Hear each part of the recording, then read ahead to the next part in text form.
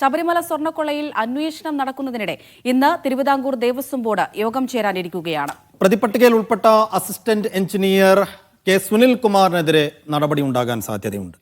അന്വേഷണത്തിന് മേൽനോട്ടം വഹിക്കുന്ന ADGP H. വെങ്കടേഷ് ഇന്ന് സന്നിധാനത്തെത്തും. SIT യോഗം ചേർന്ന് അന്വേഷണ പുരോഗതി വിലയിരുത്തും. ജസ്റ്റിസ് KT ശങ്കറിന്റെ നേതൃത്വത്തിൽ ആറന്മുളയിലെ പ്രധാന സ്ട്രോങ് റൂം തുറന്ന് ഇന്ന് പരിശോധിക്കും.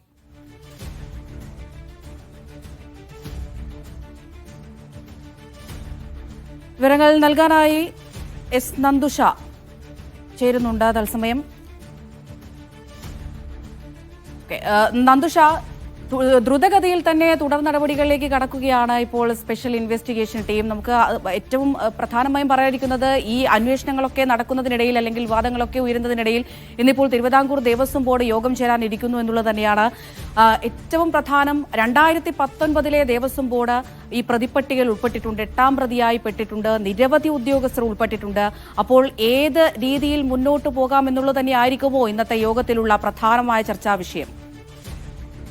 നമ്മുടെ SITയുടെ മുമ്പിൽ 2 കേസുകളാണ് SIT രജിസ്റ്റർ ചെയ്തിട്ടുള്ളത്. ഇത് റാന്നി കോടതിയിൽ ഇതിന്റെ FIR സമർപ്പിക്കുകയും ചെയ്തിട്ടുണ്ട്.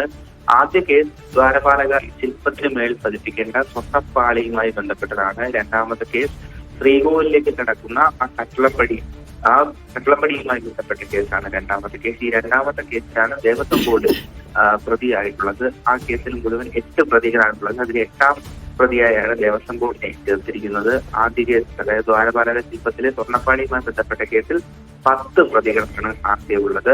ഈ 2 കേസിലും ഉന്നയിക്കണം കൂടിയാണ് 1ാം പ്രതി. അതുപോലെ തന്നെ റാന്നി കോടതി, അതായത് ശബരിമല സ്ഥിതി ചെയ്യുന്ന റാന്നി കോടതിയിലേക്ക് FIR സമർപ്പിച്ചതോടെ ഉടൻ തന്നെ പ്രതികളെ ചോദ്യം ചെയ്യാനുള്ള നോട്ടീസുകൾ ഇഷ്യൂ ചെയ്യാനുള്ള നടപടിക്രമങ്ങളുമായി മുന്നോട്ട് പോവുകയാണ് കോടതി. അതോടൊപ്പം SIT പത്തനംതിട്ട ജില്ല കേന്ദ്രീകരിച്ച് നടപടികൾ കൂടുതൽ ശക്തമാക്കുകയാണ്. ക്യാമ്പ് ഓഫീസ് ഉൾപ്പെടെ തുറന്നുകൊണ്ട് പ്രതികളെ പത്തനംതിട്ടയിൽ എത്തിച്ച് ചോദ്യം ചെയ്യാനുള്ള നീക്കങ്ങളുമായിട്ടാണ് SIT മുന്നോട്ട് പോകുന്നത്. ക്രൈംബ്രാഞ്ച് ആസ്ഥാനത്താണ് ഈ 2 കേസുകളും രജിസ്റ്റർ ചെയ്തതെങ്കിലും പത്തനംതിട്ട കേന്ദ്രീകരിച്ചാണ് അന്വേഷണം മുന്നോട്ട് കൊണ്ടുപോകാൻ ഉദ്ദേശിക്കുന്നതെന്ന് SIT കഴിഞ്ഞ ദിവസം ഓഫീസ് തുറക്കുന്നതിലൂടെ അറിയിച്ചിരുന്നു.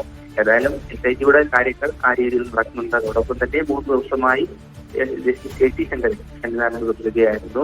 ഇന്നലെ വൈകുന്നേരത്തോടുകൂടി അദ്ദേഹം മലയിറങ്ങി ഇന്ന് ആറന്മുളയിൽ എത്തിയേക്കും എന്നാണ് അറിയിച്ചിട്ടുള്ളത്. പക്ഷേ അദ്ദേഹത്തിന് 2 ദിവസം സഞ്ചാരം തുടർന്നുമായി ബന്ധപ്പെട്ട് ധ്യാനാരോഗ്യ പ്രശ്നങ്ങളൊക്കെ ഉണ്ട് എന്നതിനാൽ ഇന്ന് സ്ട്രോങ് തുറന്നുള്ള പരിശോധന ഉണ്ടാകുമോ എന്നുള്ള കാര്യത്തിൽ ചെറിയ അപേക്ഷ ഇപ്പോഴും നിർത്തിയാണ്.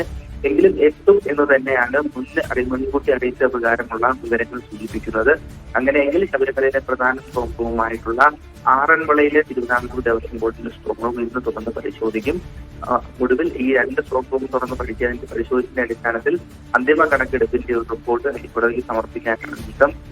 കൂടുതൽ ക്രമക്കേടുകൾ, അതായത് നമ്മൾ ഈ പുറത്തു വന്ന സ്വർണ്ണപ്പാളിയുടെയും കട്ടിളപ്പടിയുടെയും ലോകദണ്ഡിന്റെയും ഒക്കെ അല്ലാതെ മറ്റ് ക്രമക്കേടുകൾ കണ്ടെത്തുകയാണെങ്കിൽ ആ ക്രമക്കേടുകൾ ഹൈക്കോടതി മുൻപാകെ എത്തുകയും കൂടുതൽ ആളുകൾ ഉൾപ്പെടുത്തി വലിയൊരു അന്വേഷണം SITയുടെ ഭാഗത്തുനിന്ന് ഉണ്ടാവുകയും ചെയ്യാനുള്ള സാധ്യത നിലനിൽക്കുന്നുണ്ട്. ഏതായാലും KT ശങ്കറിന്റെ നേതൃത്വത്തിലുള്ള സംഘം ആറന്മുളയിൽ എത്തുമെന്ന് തന്നെയാണ് പ്രതീക്ഷിക്കുന്നത്.